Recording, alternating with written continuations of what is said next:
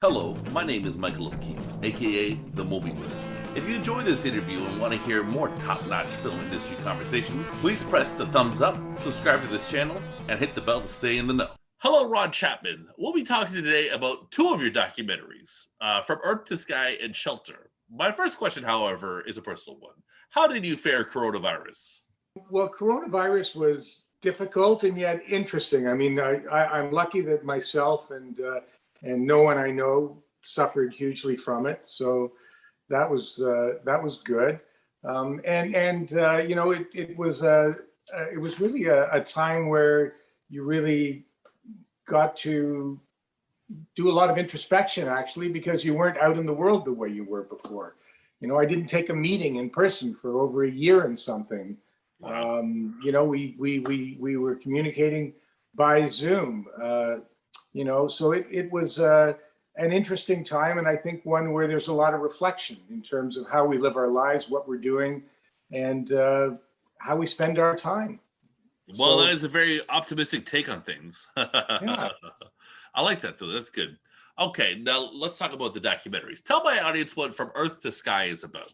Well, from Earth to Sky, I followed 7 Indigenous architects to their home communities, to New Zealand, and to a biennale, the Architectural Biennale in Venice. Mm. And it was really an exploration of who they were, how they became architects, what they went through as Indigenous people growing up in a colonial society, how they overcame all kinds of obstacles that were presented and yet became quite successful, and how much they were influenced by their history, by their 3,000-year history in North America, which is a history that's foundation was really based on environmental responsibility, sustainability, community, all kinds of things that influenced their work. How these things were then included and are a part of what they do and why they do it. The film shows what the differences are between what they call mainstream architects and Indigenous architects and how they create. So there's a variety of themes, I think, within the film. But I think the overall for me is really being able to look at indigeneity through the lens of architecture. And through that, you get an understanding, and I think a better understanding than many people have of who are, you know, the Indigenous peoples are, what are their basic principles, what are their foundations. What was the catalytic event that kicked off the project, and how has the reception from the Indigenous architects and Indigenous community at large been? Okay, well, what kicked off the project was it came to my attention that a group of 18 Indigenous architects led by Douglas Cardinal were going to be representing Canada at the Architectural Biennale. That's a world biennale that happens in Venice, Italy, every couple of years. And every country brings their best architect or architects to present their work and show what's going on, what their kind of work they're doing. These 18 architects had decided and made a proposal to Canada Council that they represent Canada, and they then show the world what is Indigenous architecture. So I was fascinated by this. I went, geez, what is Indigenous architecture? I have no idea. So this would be an interesting story to follow. And then when I did a little bit of digging, I went, it's incredible that these architects, they weren't just from Canada. They were from what's called Turtle Island, which are the pre-colonial borders. Some of them were from what we call America, some of them from different parts of Canada. And yet, here they are representing Canada at the Canada Pavilion. How does that make any sense? And how is that possible? And then I realized also, of course, that many of these different nations that they represented, they don't see Canada. They don't acknowledge Canada as their country. They still see themselves as their nations. They don't see Canada as a sovereign nation. And yet here they are again in the Canada Pavilion representing Canada, showing the world what Indigenous architecture was. And finally, I went 18 architects. How can 18 architects agree on anything? Because everything I understand about architects, they're very much about their vision, and each vision is quite individual. And yet here are this group of 18 that are agreeing on what is Indigenous architecture. So all of those things got me started. The story about them going to Venice and presenting, I did follow it, but I was never able to follow it in such a way that I thought it made an interesting film. But as I got to know these architects and got to understand who they were, the kind of work that they had done in their communities and outside of their communities, and what their philosophical approach was to their work and to the world and their potential contribution, that's what became the fascinating story for me, and that's the one I followed. Very cool. How would you describe the various styles of architecture within the Indigenous community of architects? Well, I would say it's hard for me to talk about the various styles, but I will say that it's actually, I haven't done many interviews without having one of the architects with me, because it is their story to tell in that respect. But what I am comfortable saying about that is that their architecture is, as I said, it's all based on their history. It's based on their tradition. It's based on the principles, Indigenous principles of living, of community, of place. You know, when they do architecture, and it's very much community based. So what is important for the community? When they go to make a building, they don't say, what would I think this building should look like? They go into the community. They speak to children in preschool, in grade 3, grade 6, grade 12. They speak to young parents. They speak to elders in the community, and they talk about the building that they've been asked to put together and try and find out how everyone sees that building being used.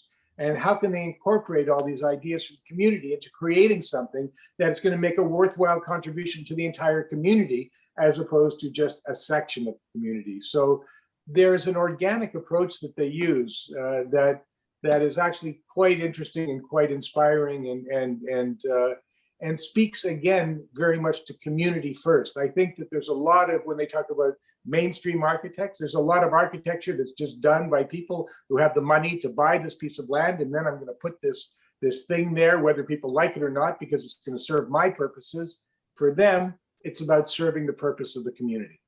All right, now let's shift gears a little bit to talk about Shelter. So tell me, why did you want to make Shelter? Who are the heroes of this story, and what will be their legacy?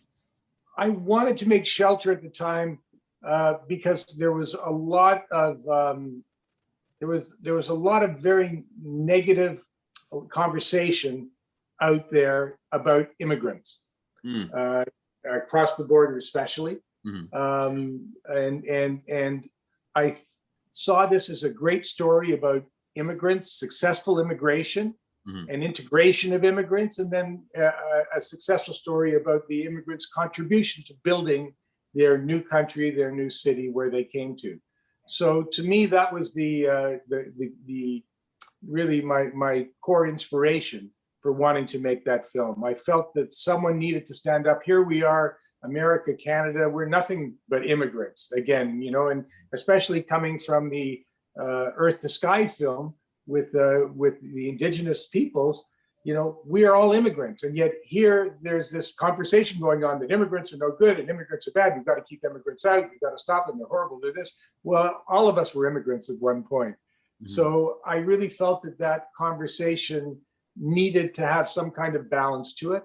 And the heroes of this particular story were Jewish immigrants. They were, to a large part, Jews who either fled Russia because of the pogroms, the attacks that happened there, or fled because of Europe because of the Second World War, or managed to live through the Second World War and came here with little or nothing after that. When I say here, to Toronto after that. And they developed, when they got here, a kind of housing that was called affordable apartment rental, which was a first stop for immigrants coming into the country.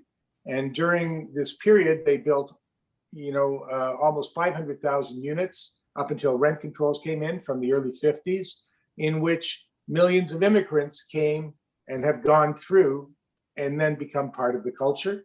And they also, these immigrants, have contributed much to the growth of the city, to culture, to music, to education, to our hospitals, to all of these things. So, and Toronto, which was at the time when they came really a very prejudiced city and somewhat backward still, over the course of time, with all these waves of immigrants coming through these buildings, has ended up becoming one of the most successful multicultural cities in the world.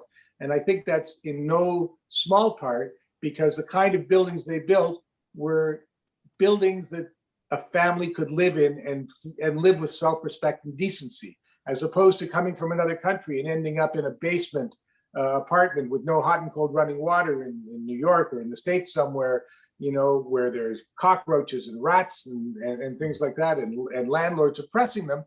People came and they lived in these apartments that were built for families, conceived of for families to have space with outdoor space around them and to get a good start. And I think, you know, it's like back to the 0 to 6 with kids. If you come and you get a good start, you're going to end up, you know, feeling a lot more positive about everything and everybody around you and want to contribute, become part of the fabric. And Toronto, you know, and Canada has done a really great job of bringing immigrants in, welcoming immigrants, giving them a good foothold, and then integrating them into the community and into the culture so that they become part of the growth and part of the fabric of the community. Were there any stories too hot for the documentary that were left on the cutting room floor that you would like to share?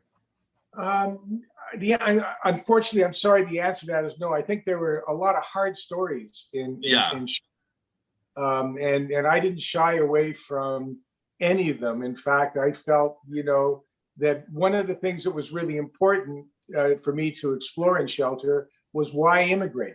Why do people immigrate? And in this case, these people were immigrating because they were fleeing huge oppression or had gone through it and just couldn't stay where they were and wanted to create a new life. And they created new life and new community.